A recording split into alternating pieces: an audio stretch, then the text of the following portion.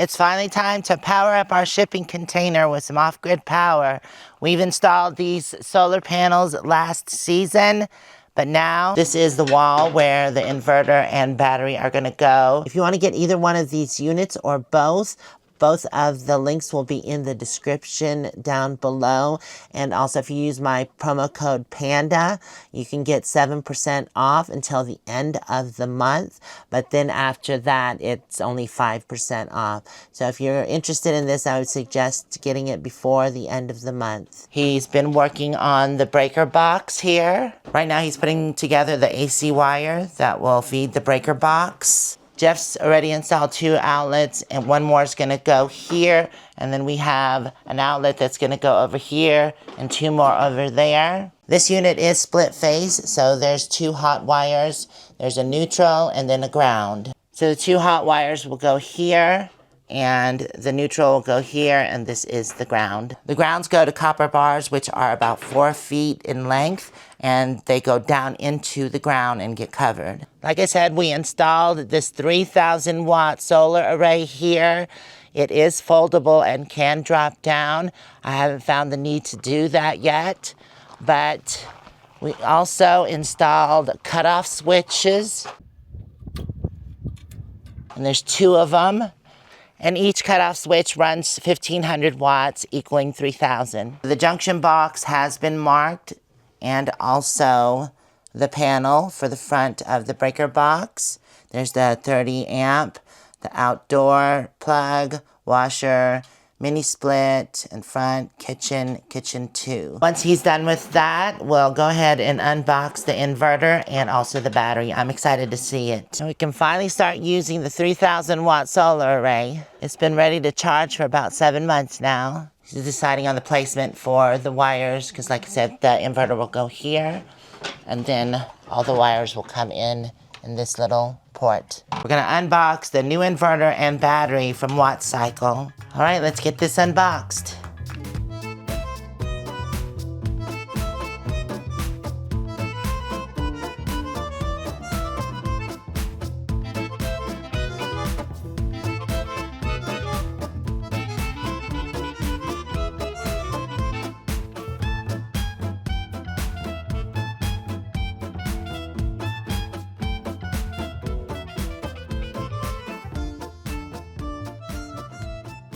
So this is WattCycle's Hybrid Plus inverter, relatively new. It's a 12,000 watt and can handle split phase.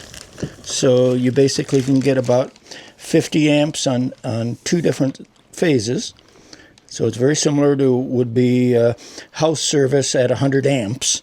Most house service at 100 amp is split phase, 50 on each. It's a hybrid inverter, which means that it could hook up to input line if you're in a house or something like that and wanted to use it more as a backup.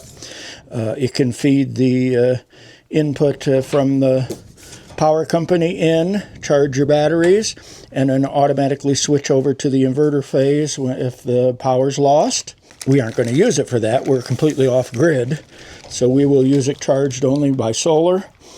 And then the batteries run into it and create the AC house current from it. This is a paid promotion, and this unit was on back order, so it took us a while to get it. And it's one of their latest and greatest. As soon as they started advertising, it seems like people wanted it to hit the good spot as far as providing a lot of current and being useful in a lot of different ways. Now, as far as the battery goes, it was not on back order. It was faster and easier to get. This is kind of their standard 48 volt 100 amp battery. And of course, you can parallel several of these to the inverter if you need more than the 100 amps.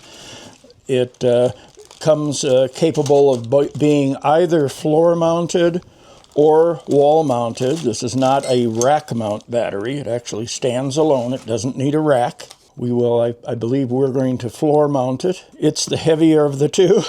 This one weighs just over 100 pounds, where the inverter's about half of that. These are the brackets for mounting it on the floor. This bracket goes on the wall, and then it just hangs.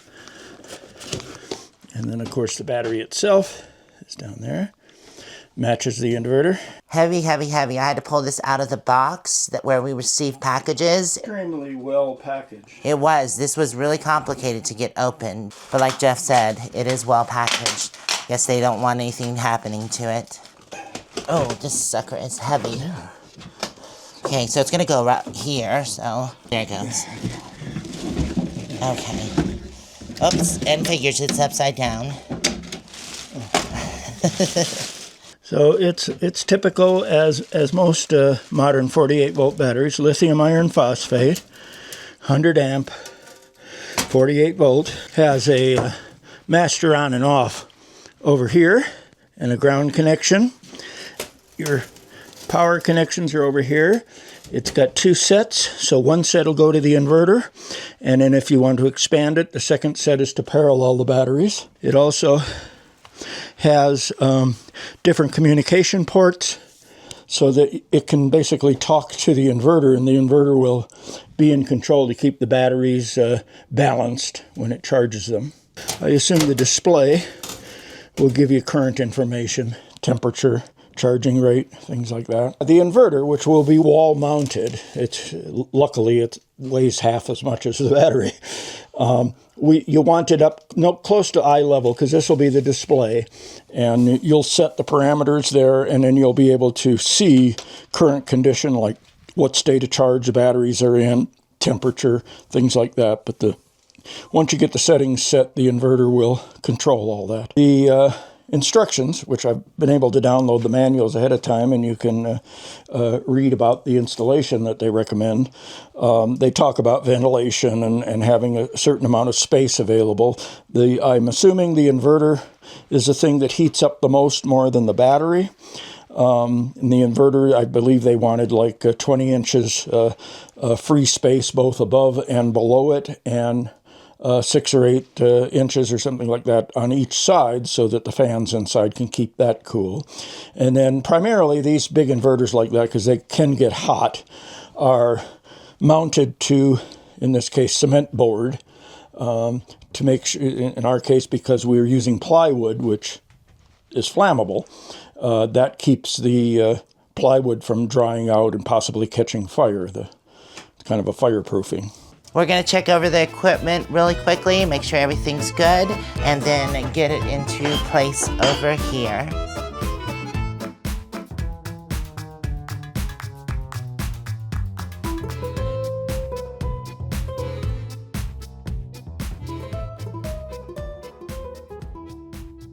These are the parts that came with both units.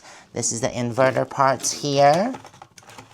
And then you have the battery parts, which is the cable and a communication cable, some bolts. And of course the mounting brackets also come with the unit. So these will be our supervisors today. We got Kellogg and moo-moo. Better do a good job. We're going to place 2x4s across here that the top of the inverter will basically be hanging on for support. And if they tell you to have the display at about eye level, so if the display is about here, that means the bolts to hang it are going to be roughly here. And then you need a 2x4 above and below it.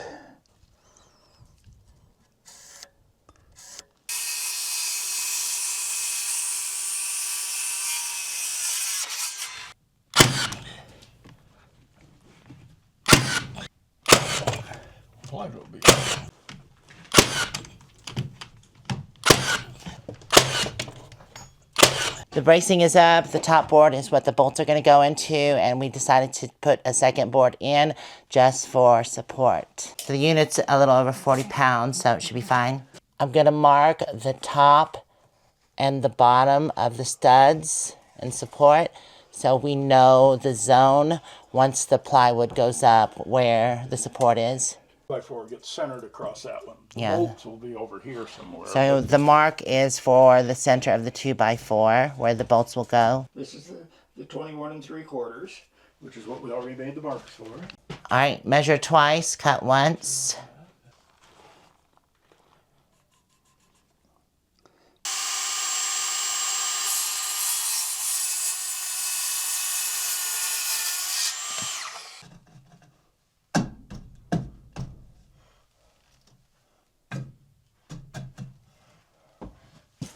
Yeah, it can be up or down because it's not being leveled against that.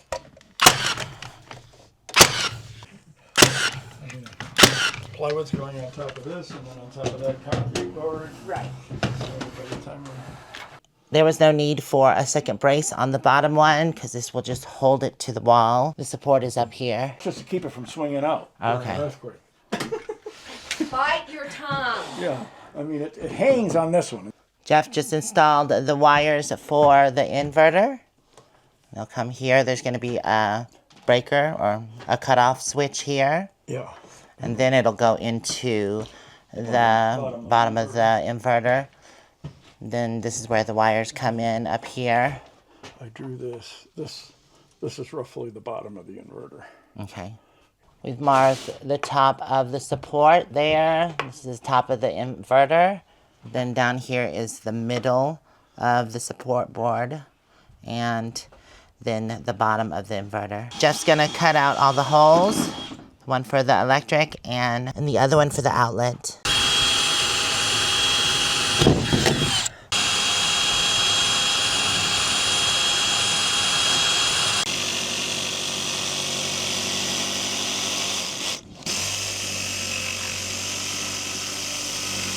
Oops, I made that one too big.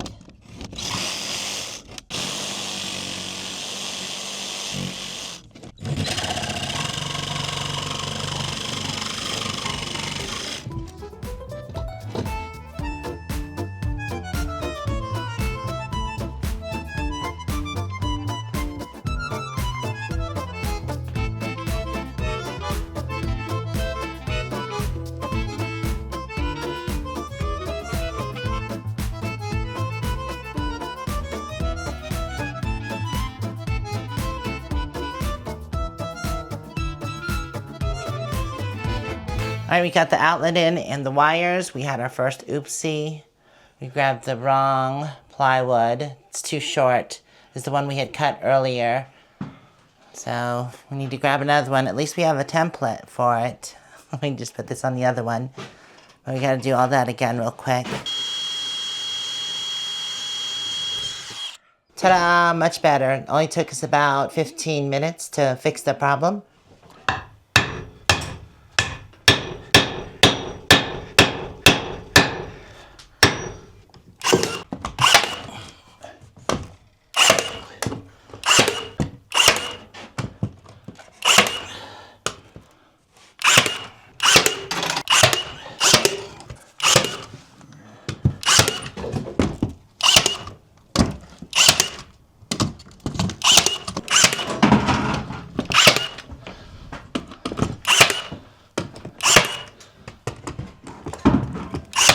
Now that everything's installed, we're gonna go ahead and cut the cement board.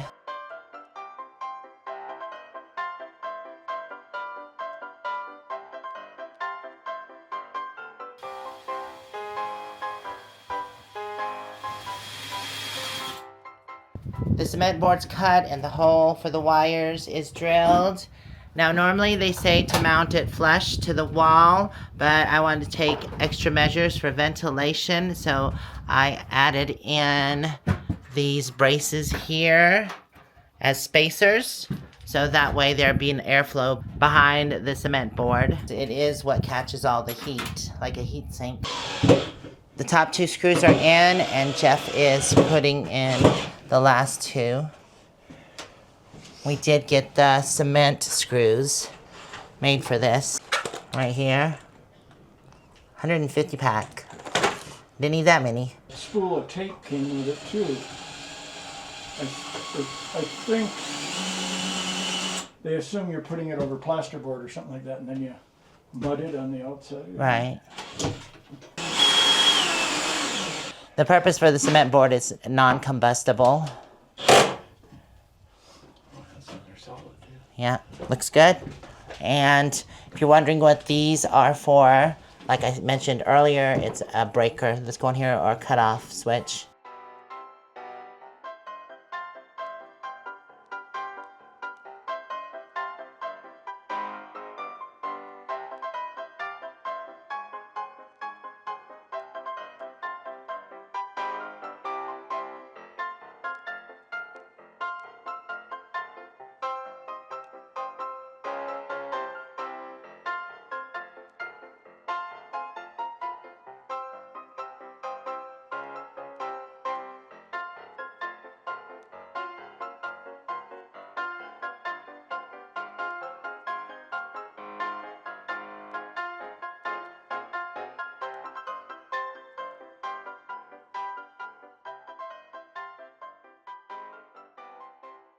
How exciting. We've got the inverter mounted and ready to be wired in. We're going to be working on the battery next. There's already cables that came with the battery I showed earlier. So how it goes is you want to hook up your battery first to your inverter before your solar.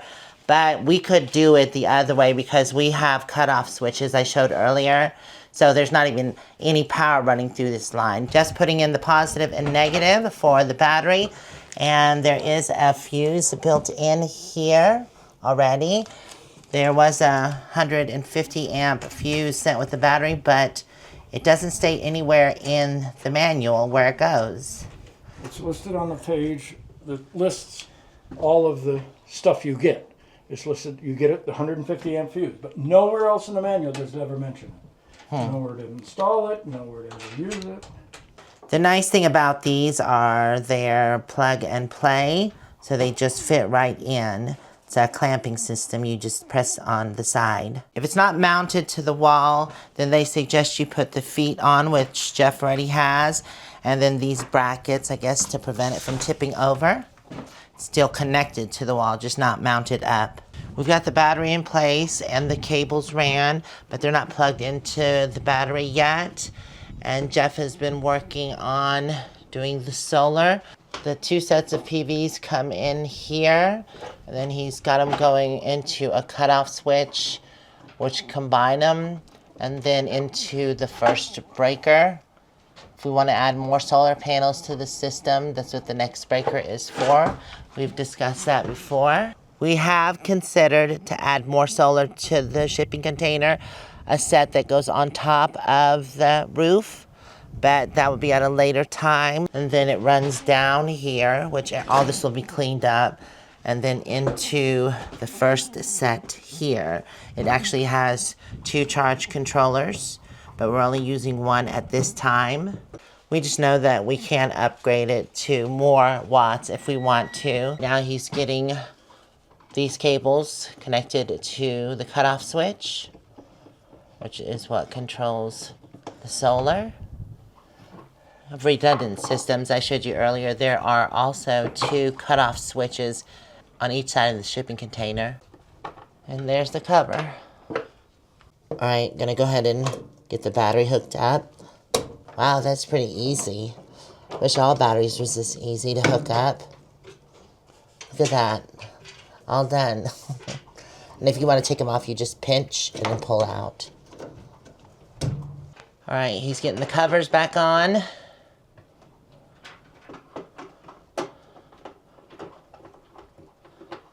Yeah, we can run some tie downs later to Right. cables. This is an all-day event, but it's nearly completed. The AC isn't hooked up yet. We just wanted to make sure all the solar and the batteries were working. Then we'll put in the cutoff switch for that. Everything is ready as far as the solar goes and the batteries, so we need to cut on the battery first. Here's the switch. Just flips that way. And it should cut on. So I couldn't figure out what the heck was going on. I just noticed there's a power button right here. There we go. I was like, okay, I cut it on. Oh, yeah, there it goes. Now this is supposed to be the amount of charge it is. Oh, All really? the way over it. This bar here, that's cool. Yeah. So that's how you can tell how full it is. So it looks like it's about, what, 75% full? Around there. Go ahead and cut the solar on. There we go. You have the other 2 ones. Oh, there it goes. Yep, it needs the solar. So the power is on, and the switch is kind of in an unusual place, but this is how you cut the inverter on. He's just testing it right now. 240 across that. Okay. Yeah, I was going to take this thing off here now that we're done. Oh, it looks so nice. Yeah, we're going to have to get used to this system. Right. Now it's showing solar panel to Okay. inverter. It's been going over the manual, and it's a little confusing, but finally found the display, and we did connect the wire to the right one. There are 3 RS485. The first one Though it says on here is communicate with the inverter, and it was confusing because it has two more, but that is parallel communication. So you don't use those unless you're putting in more batteries. We went into the settings and selected the right battery, and then it preset all of those parameters. Back at the main screen, and the voltage says it's bringing in 31 watts, but it's not charging the battery. As you can see, the little dots there, but nothing's going to the battery. Since the company sent both the inverter and the battery, we figured that it would already just automatically detect, but we've already had to change the amp hours because it was set to 300, which this is only 100, and then the charging mode was hybrid, but it needed to be PV only. Well, you're connected to the main, and as long as there's main The grid, right. power, it uses that for charging. Right. Since this project has taken all day, we have pretty much lost all our solar. They're just barely glancing on the solar panels, so we'll have to get back to this tomorrow, see how the system does. We couldn't get the inverter to charge the battery, but look, it is working now. Jeff had to go ahead and hook up the electrical part, or sorry, the AC part of the system, which everything is hooked up now. If you want to explain it, Jeff. Yeah. It might have needed the grounding, because that was the last thing I did, is all the grounding. So everything's grounded and connected together. But yeah, so the solar panels currently are bringing in 15 amps, almost 2,300 watts. It's now charging the battery, so the battery's being charged at almost 35 amps, 36 amps. So it's getting a good hefty charge. Outlets are working properly. They're picking up the ground, and it's saying that there's no open ground, so that tells me that internal to the inverter, it's bonding the ground and neutral together, which it should do. Didn't have to do that manually. The animations, basically, the little arrows, it's showing from solar panel, going around and going to the battery, and also to the, well, they have a picture of a house, but that basically represents the inverter. We don't have a grid tie, so the grid is which is up here. But you were talking about adding a generator later. Yeah, it sounds like you can substitute, and if you're not on the grid, you can actually have a generator hookup, so that if solar's down for some reason for an extended period of time, you can plug in a generator, and it basically functions as though you were connected to the grid. You're just connected to a generator instead. Put in a breaker for it, and the wires would come in somewhere here and then go up to that breaker and into the inverter. That's the grounding. That's the last thing I did, was ground everything, and that seemed to, it may have needed a ground connection. There's a ground connection to the ground rod outside. There's a ground connection to the battery, a ground connection to the chassis of the inverter, and then a ground connection electrical side of the inverter. These are the grounds he's speaking of. I didn't actually show it, but I talked about it at the beginning of the video. There's 3 of these. 2 are for lightning, which are on each side of the shipping container. And they're copper bars about 4 foot long that go all the way into the ground and then is buried. This is the ground for the system, the inverter and all that, all the electrical system. There's 1 more ground there for lightning. Anyways, the whole system and shipping container have been grounded. As you can hear, the pump is cut on. I'm doing a load of clothes, and also the refrigerator's been plugged in. Everything's working fine so far. 122. So right now it's using 122 watts. Oh, maybe it's on line 2. Yeah, that's right. Oh, line 2? It's because there's 2 different lines. There's line 1 and line 2. So line 1 is using 3 watts? Yeah, that's, I mean, it's, line 1 is, the only thing on line 1 that you have on right now is kitchen 1 outlet. Right.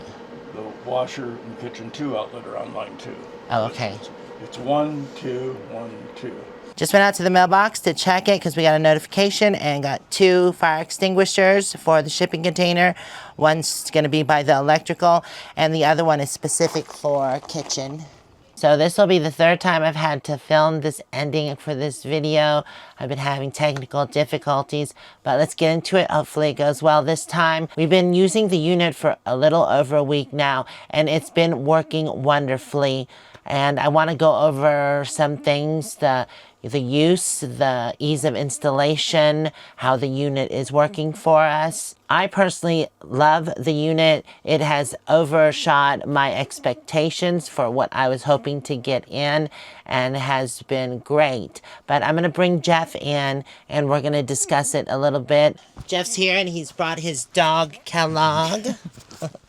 Okay, so I've already discussed how I feel about the situation or the unit. We're going to go into installation. How easy was it to install? He did do a lot of the installation. I did help out where I could. Yeah, very easy. I mean, aside from the weight of the battery, which is considerable, needs more than one person to kind of manage that. Yes, Paul helped me.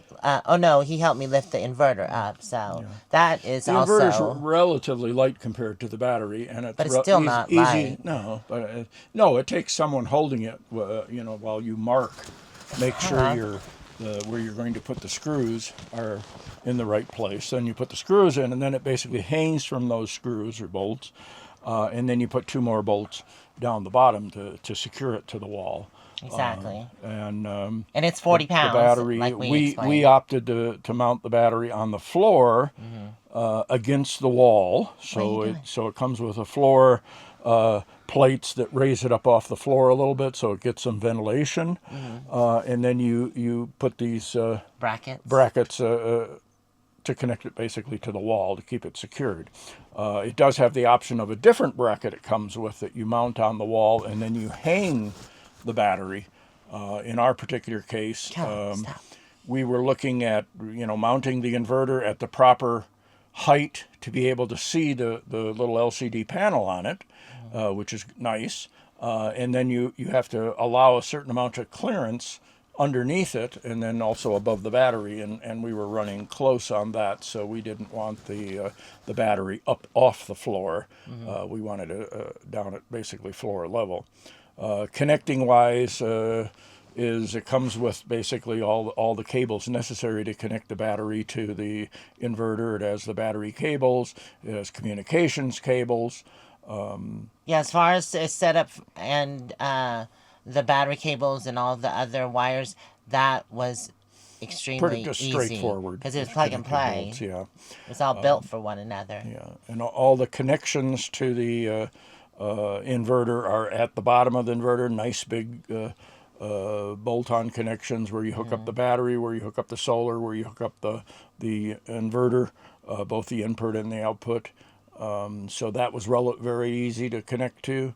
Okay, now we're going to discuss the setup or not installation, but the setup of the system. Get it basically working. We had a few bumps at the beginning, so concerns more than the installation, in my opinion, was easy to moderate, but the setup was more, I would say, moderate to difficult, because unless you know what you're doing, because he did have to read up on it and do some research, and also we had to read the manual because we had to change what battery it was. Their terminology they use in the settings, especially for the inverter, are a little different than what I was used to with other inverters. So I had to kind of translate that, so to speak, to know exactly what they were referring to. For the most part, it recognized the battery, and it was fine. We still had to change the 100 We had to change amp the hour. capacity. It didn't know the capacity of it initially, but other than that, it knew it. And once we waited overnight we kind of confirmed then that it was properly configured, because initially it appeared like it wasn't charging the battery, and it was only asking for 30 watts out of the solar system, which is 3,000 watts. And we were a little concerned that maybe there were some settings that we didn't have set properly, but I believe, anyway, the reason for that was that one of the settings is a particular voltage of the battery, that it waits until the battery drops below that voltage before it turns on the charger and then starts charging it. And that's down near the 80%, 70 to 80% level. So if your battery comes from the factory 90% full, It's not going to charge. It's not going to charge initially. So as soon as we let it run the refrigerator overnight and the battery dropped a little bit lower, then when we looked at it the following morning, then everything was working. It was bringing in, 2,300 watts of solar and charging the battery. And it did charge the rest of the battery. It had gone down to about 70%, and it charged it up to 100% within a couple of hours. So it works very well. It was just kind of understanding that it was set properly or not. Well, I did suggest that because he hadn't hooked up the electric or wasn't running anything There were some of the things, off the electric, yeah. and I suggested that maybe we run a few appliances, and that way it could drain the battery down, and the battery And the other would thing I charge. hooked up was there are several ground connections. The battery chassis has to be grounded. The inverter chassis has to be grounded. The inverter, the 110 volt electrical size, has a ground connection. And then we had all of our grounds coming from our electrical distribution panel. And all, that I hooked up all that and wasn't sure whether, by the time we got all that going, it was in the evening and we weren't getting a lot of solar. So we had to wait till the following morning to actually see that it's charging okay. And I will say that he did a really good job at installing all the switches and breakers and outlets. Everything's run properly, and we haven't had any issues with that. No, it's everything's all grounded. We have it set because we're off grid. There are a lot of settings, and this is really a capable unit as to where it fits in. Oh, we had to change that too. Yeah, Because we don't have electric coming in. Yeah, we don't have electric coming in, so we had to make sure that wasn't looking for that, and we're going to use that as a generator down the road possibly. Right. But the electrical output is capable of a lot of different ways, whether it's 110 single phase, 110 split phase, 240. I mean, there's all these different settings and things that you can do. The unit does have 2 charge controllers, and we're only using 1. Yeah, the solar charge controllers Right. are fully capable. So the unit itself fits in a number of different use scenarios. And in our particular case, we're totally off grid. But you can use this same unit like in a house for backup battery in case the line, your electrical your utility goes down. It will automatically switch over to batteries and Or you can basically feed run the back entire house. to the grid. Yeah, you can feed back to the grid. The next thing we're going to go over is the use, how easy it was to use. Now, my opinion on this situation, it's very user-friendly. The monitors that it has on the front, I have a Victron in my RV, and it does monitor things, but I have to go onto my app, which is another step, and it's just a little more difficult. I have to grab my phone, load the app up, where this, I can just tap the screen on both of them. It gives me all the readouts. It's very user-friendly as far as that goes. Nice display on the inverter that you can and it can track it over time, so you can tell over a period of time how much energy you've used, whether that energy is being drawn out of the battery, whether it's coming from solar, how much the battery's been charged over that period of time. And I love the display. It's and easy to like read. the battery itself has this all the way across the battery has an LED or some kind of light that kind of displays the state of charge of the battery. And that's my favorite thing about if it. it's less than 100% or so and it's charging, that the last segment of it will be flashing, so you know that it's charging. That's what I And like. you can see that at a distance. That you don't even have you to can come just up to walk it or up to touch the anything. unit. You don't even have to touch the unit, and you know the state of the battery. So that's very convenient. As soon as you hook up solar to it, pretty much the unit itself wakes up and becomes active as far as displaying what's happening. And then there's different pages, one for the battery, so you can tell what's going on with the battery, one for the solar, so you can tell what's going on with the solar, one for the inverter, the output side, so you can tell how much the inverter's working, and then also for the input side if you're on the grid or running a generator or so.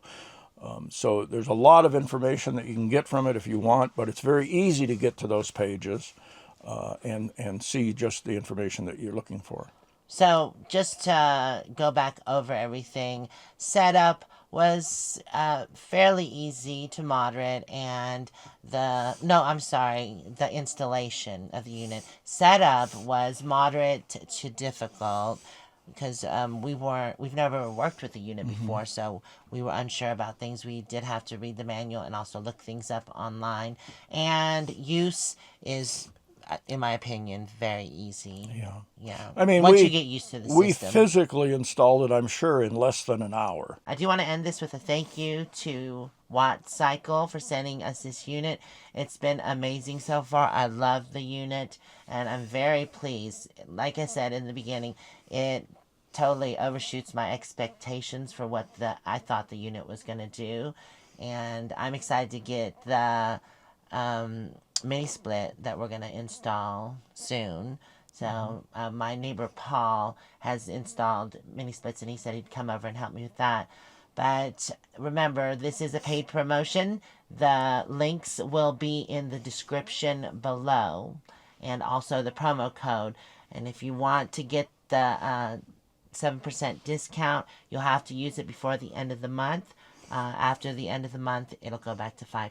All right, everybody. Well, thank you for hanging out with us during this video. If you enjoyed it, give it a thumbs up and leave us a comment down below. We'd love to hear from you. We'll see you next time. Bye for now. Bye. You want to say bye, Kalaga? He is passed out. Hold on. Can you see? Sleep. Oh, you woke up. Okay. Shh. Go to sleep. Go to sleep. Goodbye, y'all.